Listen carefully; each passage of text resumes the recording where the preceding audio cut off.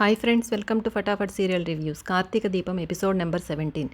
నిన్న నరసింహ దీప భర్త అదే చూస్తాడు కదా, షాపింగ్ మాల్లో నుండి దీప ఒకరి కారులో వెళ్ళడము.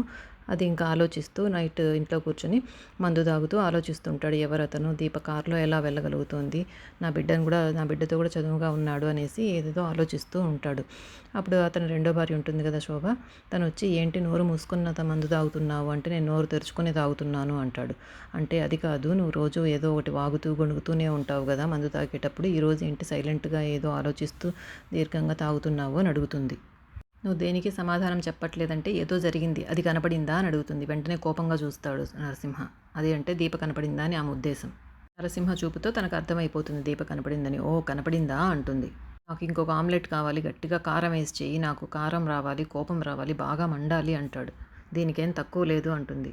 తెల్లార్లు ఇలా తాగుతూ కూర్చోవద్దు, త్వరగా పడుకొని లేయి, రేపు ఉగాది అంటుంది.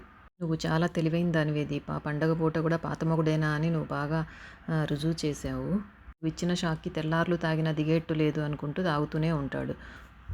నెక్స్ట్ సీన్లో తెల్లవారుతుంది. అందరూ కార్తీక్ వాళ్ళ ఇంట్లో హడావిడిగా ఉగాది పండగ కోసము ఇల్లంతా డెకరేట్ చేసుకుని అందరూ రెడీ అవుతూ ఉంటారు. తర్వాత జ్యోత్స్న వస్తుందన్నమాట కార్తీక్ గదికి. కార్తీక్ తెల్లగా చొక్కా పంచ వేసుకోవడం చూసి, అబ్బాయి ఈ డ్రెస్లో పెళ్లి కొడుకులా ఉన్నావు బావా అని అంటుంది. అలాగని బొగ్గ చొక్క పెడతావా ఏంటి అంటాడు. నువ్వు చెప్పాలే కానీ నీకు బాస్కం కూడా కట్టేస్తాను బావా అంటుంది. ఒక చిన్న ప్రశ్న అడుగుతాను, సమాధానం చెప్తావా అంటుంది జ్యోత్స్న. ఎంగేజ్మెంట్ చేసుకుని పెళ్లి చేసుకోవాలా, లేకపోతే డైరెక్ట్గా పెళ్లి చేసుకోవచ్చా అని అడుగుతుంది. ఎంగేజ్మెంట్ లేకుండా కూడా పెళ్లి చేసుకోవచ్చు అని కార్తీక్ చెప్తాడు. అంతలో వాళ్ళ నాన్న అక్కడికి వస్తాడనమాట. కార్తీక్ వాళ్ళ నాన్న, ఒరే ఏంట్రా మీరు ఇంత ఫాస్ట్గా ఉన్నారు అంటాడు. వీళ్ళందరూ ఏదో వాళ్ళిద్దరు పెళ్లి చేసుకుంటున్నారని ఊహించుకుంటున్నాడు. కార్తీక్ మనసులో వేరే ఉంది. ఎవరికో ఒకరికి తెలియజేస్తే మంచిది అనుకుంటా కార్తీక్, ఆ పారిజాతంకి కాకుండా. ఏంటి పారిజాతం చెప్పకుండా ఇంకా ఏం చేస్తుంది ఈ పారు అనుకుంటూ ఉంటాడు మనసులో.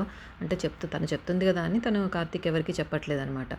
తర్వాత ఇంకా కింద ఇంట్లో అందరూ ఒకరికొకరు హ్యాపీ ఉగాది అని విష్ చేసుకుంటూ స్వీట్ తినిపించుకుంటూ ఉంటారు. తర్వాత హ్యాపీ ఉగాది అంకుల్ గారు, ఇప్పుడే మా వాడు డౌట్స్ అన్నీ క్లియర్ చేశాడు అంటూ కార్తీక్ వాళ్ళ నాన్న మొదలు పెడతారనమాట. అంటే వాళ్ళిద్దరు మాట్లాడుకుంటుంటారు కదా పెళ్లి గురించి, కాబట్టి మనం త్వరలో వియంకులు అయిపోతున్నాం అన్నట్టు ఏదో మాట్లాడడం మొదలు పెడతాడు. ఏం క్లియర్ చేశాడు అల్లూరు గారు అనేసి పారిజాతం అంటుంది. అంతలో కార్తీక్ పరిగెత్తుకుంటూ వచ్చి, పారు నేను చెప్తాను అనేసి వాళ్ళ నాన్నకు అడ్డుపడతాడు. అందరికీ ఉగాది శుభాకాంక్షలు అని మాట మార్చేసి శుభాకాంక్షలు తెలియజేస్తాడు కార్తీక్. మేమంతా ఎదురు చూస్తున్న శుభవార్త గురించి ఎప్పుడు చెప్తావు అనేసి కార్తీక్ వాళ్ళ అమ్మ కూడా అడుగుతుంది. అప్పుడు అక్కడికి పూజారి గారు వచ్చి అందరికీ ఉగాది శుభాకాంక్షలు అని చెప్తాడు. తర్వాత కార్తీక్ని చూసి, ఏం బాబు ఎప్పుడు వచ్చావు లండన్ నుంచి, బాగున్నావా అని అడుగుతాడు. నేను బాగున్నాను, ఒకసారి రాశిఫలాలు చూసి నాకు ఈ సంవత్సరం ఎలాగుందో చెప్పండి అని భయపడుతూ అంటాడు కార్తీక్. నీకేంటి బాబు, దశరథ రామయ్య గారికి కాబోయే అల్లుడివి, జాతకం బ్రహ్మాండంగా ఉంటుంది అంటారు. పూజ అయిన తర్వాత అందరికీ రాశిఫలాలు చెప్తాను బాబు అంటాడు. అప్పుడు కార్తీక్ ఏంటో అందరూ నా మీదే ఫోకస్ పెట్టారని గొనుక్కుంటాడు. సుమిత్ర అవుట్ హౌస్కి వెళ్ళి దీపకు బట్టలు తీసుకెళ్తారు. దీప నిన్న కొన్న బట్టలకి పసుపు రాస్తూ ఉంటుంది. శౌర్య, నువ్వు త్వరగా లేస్తే నీకు స్నానం చేయించి కొత్త బట్టలు వేస్తాను అని శౌర్యకు చెప్తూ ఉంటుంది. దీప ఆ బట్టలకి పసుపు బొట్లు పెడుతూ ఇలా ఆలోచించుకుంటుంది. చూస్తే చాలా ఖరీదైన బట్టల్లాగా ఉన్నాయి, 90% అనేసి మనకు తక్కువకి ఇచ్చారు. నిజంగానే తక్కువకి ఇచ్చారా, లేకపోతే ఈయన గారు ఏదైనా చేశారా తక్కువకి వచ్చేలాగా అని ఆలోచిస్తుంది. శౌర్య వచ్చి, అమ్మ పద నాకు స్నానం చేయించు, నేను త్వరగా కొత్త బట్టలు వేసుకోవాలి అంటుంది.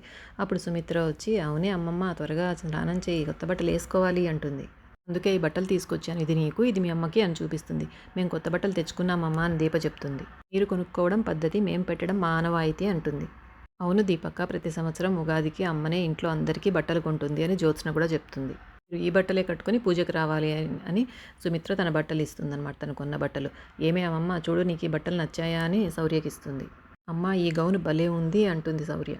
దీపక్ కూడా తన చీర ఇచ్చి, ఈ చీర కట్టుకొని పూజకురా, ఇంకేం మాట్లాడద్దు, నువ్వు కొన్న బట్టలు తర్వాత కట్టుకోవచ్చులే అని చెప్తుంది సుమిత్ర. మన బట్టల కంటే అమ్మమ్మ ఇచ్చిన బట్టలే బాగున్నాయి కదమ్మా అంటుంది శౌర్య. ఇప్పుడు సుమిత్ర, అమ్మ కొన్న బట్టలు కూడా బాగున్నాయి అంటుంది. అయితే మరి అమ్మ కొన్న బట్టలే వేసుకోవచ్చు కదా, నువ్వు ఇచ్చిన బట్టలు ఎందుకు వేసుకోవాలి అంటుంది శౌర్య. అమ్మ కొనడము ఎప్పుడూ కొంటుంది, కానీ అమ్మమ్మ కొనడం స్పెషల్ కదా అంటుంది సుమిత్ర. తర్వాత నరసింహ ఇంట్లో కూడా నరసింహ భార్య ఉగాది పచ్చడి తెచ్చేస్తుంది. బంగారం, నా మీద ఉన్న ప్రేమంతా ఏమైపోయింది, ఇంతకుముందు పక్కన కూర్చోబెట్టి తినిపించేదానివి కదా అంటాడు నరసింహ. తినిపించేదాన్ని నేను, కానీ ఆ మొదటి భార్యను వదిలించుకొని ఆ పేపర్లు నా చేతిలో పెట్టావంటే అలాగే చూస్తా, లేదంటే గిన్నె తీసుకుని మొహాన కొడతా అంటుంది అని వెళ్ళిపోతుంది. అప్పుడు నరసింహ అనుకుంటాడు, ఆ పేపర్లు వదిలించుకోవడం ఏమో కానీ దీప ఎవరితో తిరుగుతుంది, అతను ఎవరు, కారులో ఉన్నాడు బాగా రిచ్గా, నాకంటే ఏదో పెద్ద కథే నడుపుతున్నావు దీప నువ్వు అని మనసులో అనుకుంటాడు. నిన్ను మాత్రం మనశ్శాంతిగా ఉండనివ్వను, నేను అన్నీ తెలుసుకుంటాను, ఇదే నా పని ఇంకా ఇప్పటి నుండి నీ గురించి కనిపెట్టడమే అని మనసులో అనుకుంటాడు నరసింహ. తర్వాత దీప శౌర్య రెడీ అయ్యి కార్తీక్ వాళ్ళ ఇంటికి వస్తారనమాట పూజకి. అమ్మమ్మ నువ్వు ఇచ్చిన గవనే వేసుకున్నాను చూడు ఎలా ఉంది అని అంటుంది. చాలా బాగున్నావే, పెరట్లో పూసిన గులాబీ పువ్వులా ఉన్నావు నువ్వు ఈ డ్రెస్లో అంటుంది వాళ్ళమ్మమ్మ. శివనారాయణ గారు దీపం చూసి మనసులో ఇలా అనుకుంటారు, దీపం చూస్తే పేదింటి అమ్మాయిలాగా లేదు, చాలా గొప్పింటి బిడ్డలాగా ఉంది, చాలా పద్ధతి ఉంది అమ్మాయి దగ్గర, చాలా నిజాయితీ కూడా ఉంది అని మనసులో అనుకుంటారు. ఆ డ్రెస్ ఎలాగుంది కార్తీక్ అని కార్తీక్ దగ్గరికి పోయి అడుగుతుంది శౌర్య. కార్తీక్ అని పిలవడంతో అందరూ ఆశ్చర్యపోయి చూస్తారు. పారిజాతమేమో ఏయ్ సూర్య ఏంటి నా మనవాడిని పేరు పెట్టి పిలుస్తావేంటి అంటుంది. పారు కూల్, ఇలా పిలవమని ఈ రౌడీకి నేనే చెప్పాను అంటాడు కార్తీక్. రౌడీనా, రౌడీ అని పిలుస్తున్నావేంటి అంటారు. అవును మీకు తెలియదు కదా, నేను దీన్ని రౌడీ అని పిలుస్తాను, ఇది నన్ను కార్తీక్ అని పిలుస్తుంది అని చెప్తాడు కార్తీక్. హ్యాపీ ఉగాది అంటూ ఒక చాక్లెట్ తీసి శౌర్యకి ఇవ్వబోతాడు. శౌర్య తీసుకోబోయి మళ్ళీ ఆగి వాళ్ళమ్మ వైపు చూస్తుంది. వాళ్ళమ్మ వద్దు అన్నట్టు తల ఊపుతుంది. అప్పుడు సుమిత్ర, ఏం పర్వాలేదు, ఏమి ఇచ్చినా కూడా అమ్మ వైపు పొద్దుతిరుగుడు పువ్వులాగా చూస్తావు, ఈరోజు పండగ కాబట్టి మేము ఏమి ఇచ్చినా తినాలి, ఏం పెట్టినా తీసుకోవాలి నువ్వు అంటుంది. పైకి కనపడనివ్వట్లేదు కానీ నువ్వు ఇక్కడ ఎంత ఇబ్బందిగా కూర్చున్నావో నాకు మాత్రమే తెలుసు దీప అని మనసులో అనుకుంటాడు కార్తీక్. అప్పుడు శివనారాయణ గారు, ఏమ్మా దీప నా కోడల మాటలకి నువ్వేమన్నా ఇబ్బంది పడుతున్నావా అని అడుగుతాడు. అలాంటిదేమీ లేదు పెద్దయ్య గారు అంటుంది. అబ్బా పెద్దయ్య గారు ఏంటమ్మా, ఏదో పరాయి మనిషిలాగా, నువ్వు కూడా నన్ను తాతయ్య అని పిలువు అంటాడు. అలా నేను పిలవలేని పెద్దయ్య గారు అంటుంది. దుగో మళ్ళీ నువ్వు పెద్దయ్య గారు అన్నావంటే నా కొడుకు చేత నిన్ను దత్తత తీసుకునైనా తాతయ్య అని పిలిపించుకుంటాను అంటారు ఆయన. ఇక వాళ్ళ ఇంట్లో ఉగాది సెలబ్రేషన్స్ స్టార్ట్ అవుతాయన్నమాట. ప్రతి సంవత్సరంలాగే ఈసారి కూడా ఒక పోటీ ఉంటుంది, దానికి నువ్వేనమ్మా జడ్జు అని ఆ పెద్ద ఆయన చెప్తారు. పోటీ ఏంటయ్య తాతయ్య గారు అంటుంది. ఉత్తమ ఉగాది పచ్చడికి ఈ చైన్ గిఫ్ట్గా ఇవ్వాలి, దానికి నువ్వే జడ్జిగా ఉండి ఎవరిది బాగుంటుందో ఉగాది పచ్చడి వాళ్ళకే నువ్వు ఈ చైన్ ఇవ్వాలి అని ఆ తాతయ్య గారు చెప్తారనమాట దీపకు. తర్వాత అందరూ లేచి ఉగాది పచ్చడి చేయడానికి కిచెన్ వైపు వెళ్ళిపోతారు. అప్పుడు దీప మనసులో ఇలా అనుకుంటుంది, మొదట్లో ఏదో అనుకున్నాను కానీ ఇంట్లో అందరూ నా మీద నా బిడ్డ మీద నిజంగానే ప్రేమ చూపిస్తున్నారు, ఒక పెద్ద ఆవిడ ఈ కార్తీక్ బాబు తప్ప అందరూ మంచి వాళ్ళే అనుకుంటుంది.